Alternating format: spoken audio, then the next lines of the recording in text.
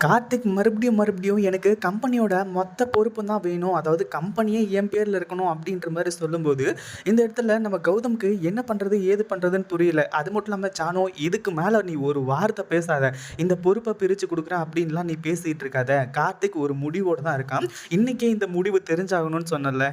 இப்ப சொல்றேன். "டேய் கார்த்திக் நீ என்ன பண்ற? இப்பவே வந்து பார்த்தீங்கன்னா ஒரு டாக்குமெண்ட்ட ரெடி பண்ணு. அந்த டாக்குமெண்ட்ல நான் சைன் போடுறேன்." அப்படின்ற மாரி சொல்லும்போது, டாக்குமெண்ட்ட ரெடி பண்ணலாம் தேவையில்ல. ஏற்கனவே வந்து பார்த்தீங்கன்னா, நெறைய ரெடி பண்ணி வச்சிருக்கேன். இந்த மாரி ஏதாச்சும் நடக்கும், அடிக்கடி வந்து பார்த்தீங்கன்னா, இந்த மாரி கிழிச்சு போட்டுருவீங்க அப்டின்னா, நான் வந்து பார்த்தீங்கன்னா, ஆல்ரெடி ரெடி பண்ணி வச்சிருக்கேன். அதுல சைன் போட்டா மட்டும் போதும் அப்டின்ற மாரி வந்து சொல்லி, நம்ம கௌதம் கிட்ட சொல்றாங்க. ஒரு பக்கம் நம்ம கார்த்திக் வந்து பார்த்தீங்கன்னா, அந்த பத்திரத்த குடுத்ததுக்கு அப்புறமா, நம்ம கௌதமும் எல்லா பேஜ்லயுமே சைன போட்டு தள்ளிடுறாங்க.